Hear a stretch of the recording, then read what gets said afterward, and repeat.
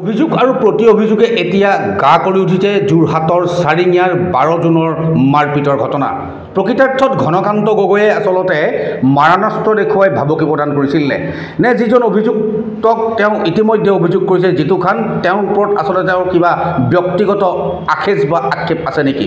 সমগ্ৰ ঘটনাত আজি নিজৰ প্ৰতিক্ৰিয়া প্ৰকাশ কৰিবলৈ পুনৰ যোৰহাটৰ এনি ভাৰতৰ কাৰ্যালয়ত উপস্থিত হৈছেই সেই ঘটনাৰ লগত জড়িত জিতু খান নামৰ ব্যক্তিজন। আমি পোনে পোনে জিতু খানৰ পৰা জানিম। জিতু খান, 12 জুন তাৰিখে এটা অনাকাংক্ষিত ঘটনা আপোনালোকৰ লগত সংঘটিত হৈছিলে। সমগ্ৰ ঘটনাটোৰ ক্ষেত্ৰত কালি ঘনকান্ত গগৈ নিজৰ প্ৰতিক্ৰিয়া ব্যক্ত কৰিছে। আপুনি নিশ্চয় সেই প্ৰতিক্ৰিয়াটো চাইছে। আপোনাৰ প্ৰতিক্ৰিয়া কি, আপোনাৰ স্পষ্টীকৰণ কি? কথাটো চাওক, এনেকুৱা হ'ল 12 জুন তাৰিখে ৰাতি যিটো প্ৰায় 9:55 ঘটনাটো, মই ভাত খাই ঘৰৰ পৰা ওলাই আহিছোঁ।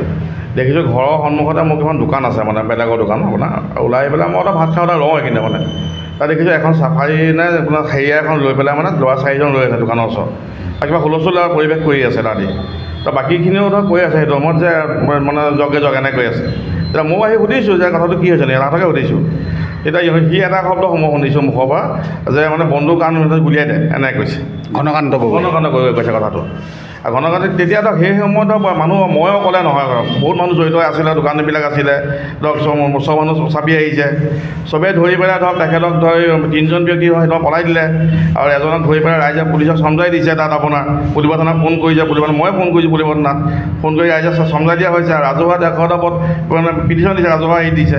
20জন মানুহে তেখেতক চহী কৰি দিছে, গোটেই ৰাজহুৱা যিখিনি মানে তাত থকা মানুহখিনিয়ে। আৰু তেখেতে ব্যক্তিগতভাৱে মোৰ ওপৰত কিহৰ কাৰণে কথাটো লৈছে মই সেইটো বুজি পোৱা নাই। নিশ্চয়কৈ মই এটা কথা আপোনাক সুধো, যোৱাকালি ঘনকান্ত গগৈ নিজে আহিছে আমাৰ এনি ভাৰতৰ কাৰ্যালয়ত, যেনেকৈ আজি আপুনি আহিছে। তেখেতে এটা কথা স্পষ্টকৈ কৈছে আমাৰ আগত বা কেমেৰাৰ আগত কৈছে যে তেখেতৰ হাতত কোনো ধৰণৰ মাৰণাস্ত্ৰ পোৱা নাছিলে বা আৰু পুলিচে তেখেতক ৰাতি এৰি দিলে। এই প্ৰসংগত আপুনি কি ক'ব? মাৰণাস্ত্ৰ পাইছে নাই সেইটো মই নাজানো, কিন্তু সেইটো মই পোৱা নাই। ময়ো কৈছোঁ এইটো কথা, মই সেইটো মইতো ধৰক কৈছোঁ, কিন্তু বন্দুক ৰিকভাৰী হোৱা নাই। পুলিচকো কৈছোঁ, আৰু পুলিচ আহি নিজে, আমি গাড়ীখন তালাচী কৰা নাই, পুলিচে তালাচী কৰিছে। আৰু পুলিচেও কিন্তু পোৱা নাই। হয়তো তেখেতে সুৰা নিচাটো ক'ব পাৰে কথাটো, এটা হেৰি কচুটা বোলে। আৰু বন্দুক বুলি কোৱাৰ লগে লগে চবেইতো মানে সচেতন হৈ যাব লাগে কথাটো, নহয় জানো কথাটো বাৰু? আৰু সেইকাৰণে ধৰক তেখেতক হঠাৎ কিবা এটা হ'ব পাৰে কাৰোবাৰ লগত, কিন্তু পুলিচক চমজাই দিয়া হৈছে, ৰাইজে চমজাই দিছে। নিশ্চয়। আৰু এটা গুৰুত্বপূৰ্ণ অভিযোগ তেওঁ উত্থাপন কৰিছিলে, তেখেতে কোনো সংগঠনৰ নাম লোৱা নাই, কোনো জাতীয় সংগঠনৰ নাম লোৱা, কিন্তু কালি তেওঁ এটা কথা স্পষ্টকৈ কৈছিলে, এটা জাতীয় সংগঠনৰ নাম লৈ তেখেতক কোনোবাই কেইদিনমান আগত 10 লাখ টকা ডিমাণ্ড কৰিছিল বুলি এনি ভাৰতৰ কেমেৰাৰ সন্মুখত কালি তেখেতে স্পষ্টীকৰণ দিছে। এতিয়া কথাটো হ'ল কি, আপুনিও এটা জাতীয় সংগঠনৰ লগত জড়িত, আপুনি এজন বিষয়ববীয়া, গতিকে এই ক্ষেত্ৰত আচলতে প্ৰকৃত ঘটনাটো কি বুলি ভাবে আপুনি? চাওক, তেখেতে যদি কোনোবা জাতীয় সংগঠন মানে হেৰি দিছে, তেখেতে তথ্য দাখিল কৰক ইয়াত। এনেইতো ক'লেই নহ'ব কিছুমান কথা, হয় নাই কথাটো বাৰু? প্ৰমাণ হ'লে ক'ব লাগিব কিছুমান কথা। মানুহৰ এনেই ধৰক মোক আমাক ডিমাণ্ড দিছে, তামুক এতিয়া কথাটো অযথা কথাত কৈ লাভ নাইতো কিছুমান। সেইদিনাখন মাৰপিট হোৱাটো আচলতে হয়নে নহয়? মাৰপিট হৈছিল, মাৰপিট হৈছে নাই, এইটো মাৰপিটটো হ'বই ধৰক, দুই এটা লাগিবই ধৰক মানুহ। যেতিয়া বন্দুকৰ বুলি কৈছে তেখেতে, কাৰণ মানুহটো সচেতন হ'ব লাগিব, ধৰিছে তাক মাৰি। তেতিয়া আৰক্ষীও আহিছে, তেতিয়া পুলিচো আছে আপোনাৰ, পুলিচে তেখেতক চমজাই লৈ গৈছে, পুলিচৰ গাড়ীতে লৈ গৈছে, পুলিচে গাড়ীখন চেক কৰিছে আপোনাৰ, কিন্তু বন্দুক তেখেত হোৱা নাই, কিন্তু তেখেতৰ কিন্তু কোৱাটো হয়।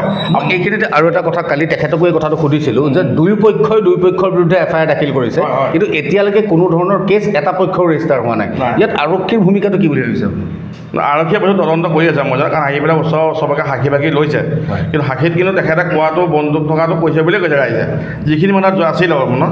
বাকীটো মইতোতো পিছতে আহিছোঁ ধৰক, মই আগত কোৱাৰ পাছতে মই আহি উপস্থিত হৈছে জেগাডোখৰত হেৰি, কিন্তু মোক আপোনাৰ বাকী দোকানীখিনিয়ে যিখিনি মানুহ সাক্ষী দিছে আৰতীয়ে তদন্ত কৰি তদন্তত আপোনাৰ গম পাব গোটেই কথা। মানে প্ৰকৃতাৰ্থত এই সমগ্ৰ ঘটনাটো আপোনাক যিটো অভিযুক্ত কৰা হৈছে, আপুনি কি বুলি ক'ব? আপোনাৰ যিহেতু আপুনি স্পষ্টীকৰণ দিছে, ৰাইজলৈ আপোনাৰ বাৰ্তা কি থাকিব? চাওক, তেখেতৰ গোটেই বস্তুটো ৰাইজে এখন তেখেতৰ পৰা এজেহাৰ দাখিল কৰিছে, ৰাইজে হেৰি কৰিছে। মইতো ব্যক্তিগতভাৱে তেখেতৰ লগত চাহ আছে নেকি নাই, তেখেতে মোক চিনিও নাপাওঁ, ময়ো তেখেতক চিনি নাপাওঁ। হয়তো আজি যদি মোৰ মুখামুখি হয় তেখেতে মোক চিনি নাপাব চাগে এতিয়াও বৰ্তমান। আৰু তেখেতে কি ভাবি ব্যক্তিগত মোক লৈছে আক্ষেপটো মইতো নাজানো। আৰু তেখেতে মই জনাত তেখেতে আমাৰ সেইখিনি অহা বেছি দিন হোৱাও নাই, প্ৰায় 20-25 দিন হৈছে তেখেতে।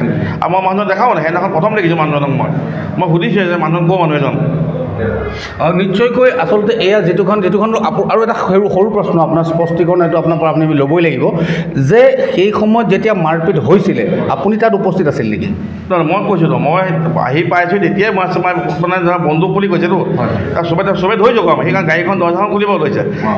খুলিব লওঁতে দৰ্জাখন চবেই টানি আনি পেলাই তাক ধৰিছে কাৰণ সেই দৰ্জাখন খুলিলে হয়তো বন্ধু উলিয়াব পাৰিতো চবে কাৰণ গাড়ীৰ ভিতৰত কি আছে কোনেও নাজানে কথাটো হেতা পৰা লাগিছে মই অকলে নহয় কাৰণ মানুহ তাতেই আছে আপোনাৰ মই এতিয়া বাৰে বাৰে আপোনাক কৈ আছোঁ 20-25 মানুহ তাত আছে 20-25 মানুহ তাত আছে চবেই ধৰিছে তাক আৰু ধৰি তাক পুলিচে চমজাই দিছে আপোনাৰ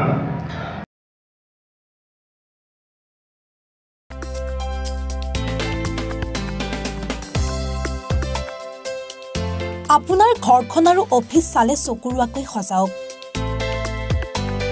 আজি আহক সকলো ধৰণৰ অত্যাধুনিক ফাৰ্নিচাৰৰ বাবে সিটি ফাৰ্নিচাৰ 6 মাইল গুৱাহাটী আমাৰ ঠিকনা 6 মাইল পাঞ্জাবাৰী ৰোড পুৰবিদাৰীৰ সন্মুখত গুৱাহাটী আমাৰ যোগাযোগ নম্বৰ 9435013969